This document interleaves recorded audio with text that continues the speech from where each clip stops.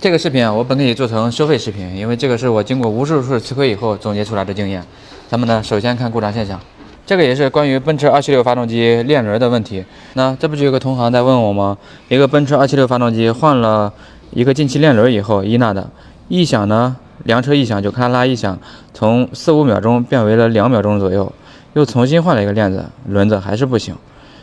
我的回答呢也非常简单直接，重新更换原厂后奔享的链轮，要不就是质量问题，要不就是链条有拉长。这个怎么区分是轮子质量问题还有链条拉长呢？这个是有方法的。这里插播一条广告，以后有需要奔享终身质保链轮的同行呢，可以联系我。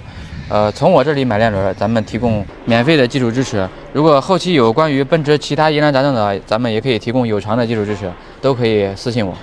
首先，咱们要了解奔驰276这款发动机分为276.8还有276.9两款发动机。这两款发动机判断链条拉长的方法是不一样的。首先咱们说276.8的发动机，一共呢有2种方法。第一种方法是常规方法，第二种方法是纯经验方法，也是我的压箱底方法。首先呢，咱们看276.8这款发动机。这款发动机咱们拆开这个正时盖换正时链轮的时候，这个是个链条的张紧器。张紧器柱塞伸出来的长度可以看一下，右边的小于23毫米，左边的小于17毫米，就是这两条红杠中间的这个长度，这个是属于正常范围。但是这个只适合276.8的发动机，276.9并不适用。如果你实际测量的数据大于这两个数据呢，那说明链条拉长了，就需要更换链条了。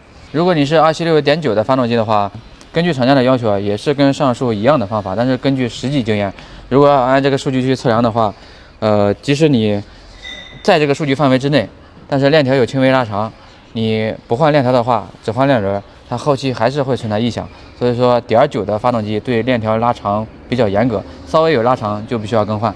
好，现在咱们就说第二种方法，怎么不拆任何的配件去判断这个链条是否拉长，这个是纯干货。首先呢，咱们要强调一下，这个正时链轮凉车咔啦啦异响它是分情况的，有的车呢是一着车它就开始咔啦啦异响，然后3到5秒钟消失。还有这种情况呢是刚着车没有异响，但是等待2到3秒钟之后就有一个咔啦啦异响，时间比较短，大概分为2种情况。如果你遇到的是第二种情况，刚着车不响，2到3秒钟以后有一个咔啦啦响，就是属于链条拉长，这种情况就必须得更换链条了。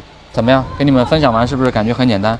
但是关于276.9的这款发动机链条拉长的问题我们吃过了好多亏，最后才总结出来的经验。重点有需要链轮的可以联系我。